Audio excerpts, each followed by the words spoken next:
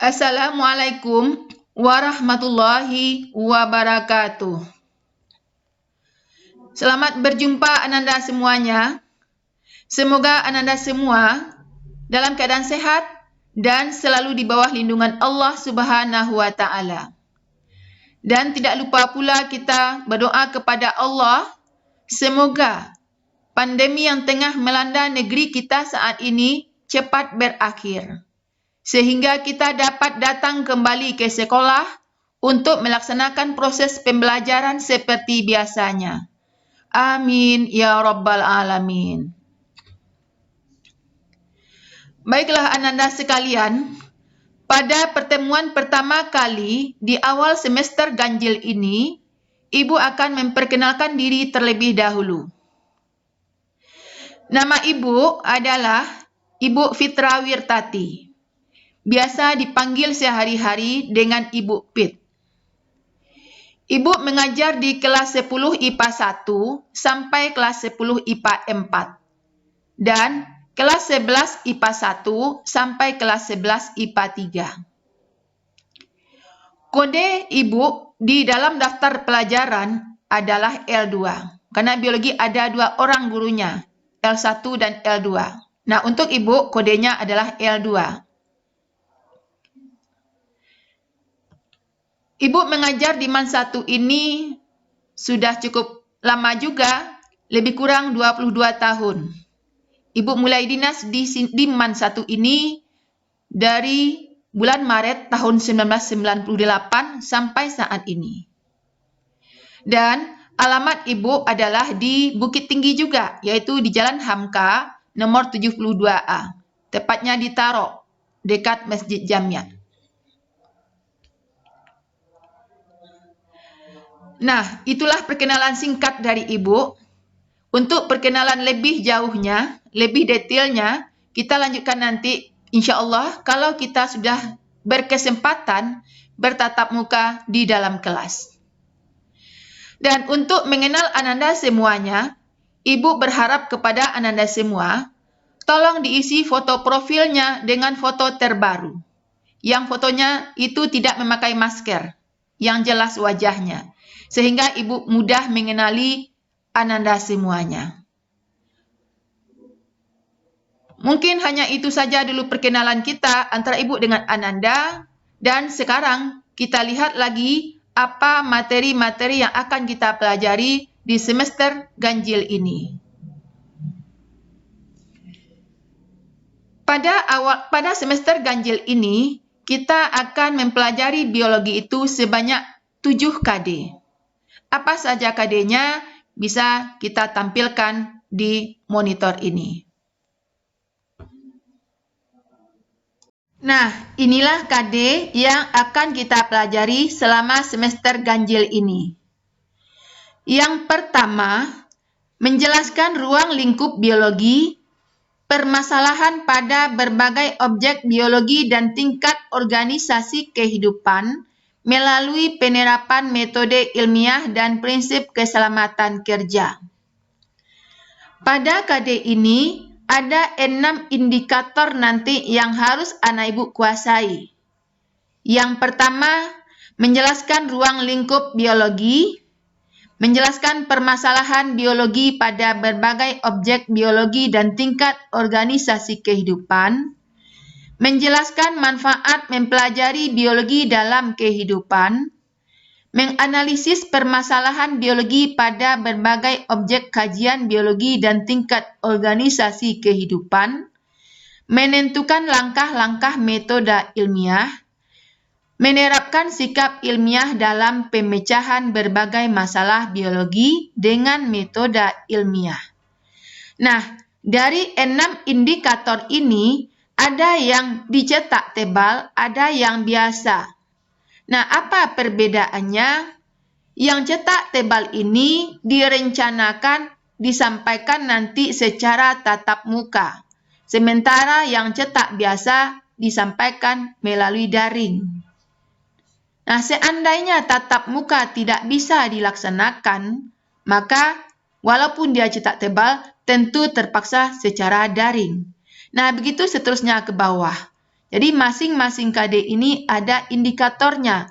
Indikator ini adalah harus anak ibu kuasai. Berarti anak ibu harus mampu menjelaskan ruang lingkup biologi dan seterusnya. Nah, begitulah cara memahami KD-KD yang akan kita pelajari selama semester ganjil ini. Anak ibu bisa baca sampai ke bawah. Misalnya KD 32 ada pula 3 indikatornya. 33 ada 4 indikatornya dan seterusnya. Nah, bagaimana cara belajarnya? Nah, ini ini adalah KD dan indikator yang harus kita kuasai selama semester ganjil ini. Nah, cara belajarnya sebagai sumber bahan bacaan, anak ibu bisa membaca dari berbagai sumber. Sumber yang pertama adalah dari bahan ajar yang ibu kirim, yang ibu upload nantinya. Kemudian, di samping itu, anak ibu juga bisa membaca dari buku biologi yang ada. Mungkin ada yang sudah meminjam buku biologi di perpustakaan. Atau mungkin nanti setelah kita ke sekolah bisa juga dipinjam kembali. Atau mungkin juga di rumah ada buku biologi punya kakak atau punya tetangga. Biologinya tidak harus buku kurikulum 2013. Boleh saja buku kurikulum sebelumnya seperti KTSP atau buku yang sebelumnya lagi. Yang penting isi buku itu cocok dengan KD dan indikator yang akan kita pelajari. Di samping buku bacaan tersebut, anak ibu bisa juga membaca dari sumber lain seperti di internet. Nah, kalau buku yang biasa beredar, buku SMA itu, dari 7 KD ini, biasanya judulnya babnya hanya 6. Yang pertama, babnya itu ruang lingkup biologi. Yang kedua, keanekaragaman hayati. Berikutnya, virus, bakteri, protista, dan fungi atau jamur. Lalu, di mana yang satu lagi, Bu? Ini 7, sementara ini 6. Nah, kalau kita lihat KD yang 7 ini, KD pertama dan KD kedua dengan ketiga, yaitu tentang keanekaragaman hayati KD 32 dan klasifikasi KD 33, itu kalau pada buku cetak yang beredar, biasanya KD 32 dan 33 ini termasuk kepada bab 2 ini. Jadi di bab 2 ini biasanya ada juga materi tentang klasifikasi. Jadi kita tidak terikat dengan sebuah buku. Tidak harus penerbit bukunya itu misalnya Erlangga atau Intan Pariwara atau yang lain-lainnya. Kalau anak ibu bertanya, seandainya ada yang mau membeli buku cetak di pasar misalnya, mana yang bagus, Bu? Apakah Erlangga atau Intan Pariwara atau yang lain-lainnya? Nah, buku itu kalau kita lihat satu persatu, masing-masing buku itu ada kelebihan, ada kekurangan. Ada buku itu lebih di gambarnya bagus, menarik. Ada pula buku itu kelebihannya di uraiannya, gambarnya kurang bagus. Jadi ibu tidak bisa mengatakan, oh ini bukunya sangat bagus, ini kurang bagus. Nah, itu tidak bisa kita tentukan karena masing-masing punya kelemahan dan punya kelebihan. Makanya kita melihat buku itu, lihat saja nanti KD kita ini, indikator kita ini, mana buku yang ada memuat indikator yang akan kita pelajari, silakan dijadikan sebagai sumber bacaan. Nah, begitulah untuk sumber bahan belajar. Berikutnya lagi penilaian.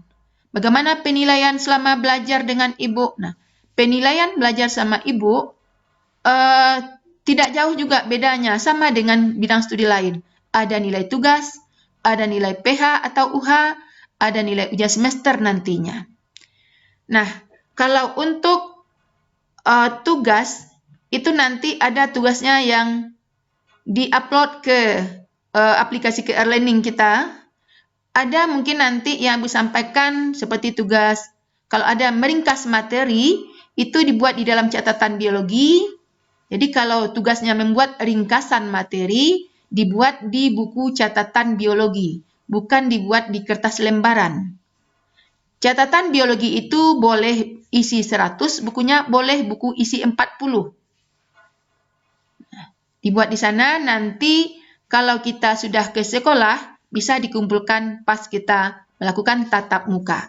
Seandainya tidak bisa ke sekolah, mungkin kondisi masih belum memungkinkan kita untuk datang ke sekolah, tentu nanti kita upload ke e-learning. Tapi sekarang untuk bulan ini, kita coba dulu kalau meringkas di catatan biologi saja, tidak usah diupload dulu. Mudah-mudahan kita nanti ada kesempatan bertatap muka di kelas. Selain tugas itu, ada juga penilaian kuis berupa soal. Kalau soal tentu anak ibu jawab nantinya sesuai dengan permintaan instruksi di dalam pemberian tugas tersebut. Nah, itu sajalah mungkin pada pertemuan kali ini yang perlu Ibu sampaikan, sekedar untuk perkenalan sama pengenalan materi yang akan kita pelajari selama semester 1 ini. Maka untuk pertemuan yang akan datang, Ibu akan mengupload nanti materi yang akan dipelajari. Silakan nanti dibaca materi untuk akan kita bahas pada pertemuan selanjutnya. Nah, sampai di situ saja dulu. Ibu akhiri. Assalamualaikum warahmatullahi wabarakatuh.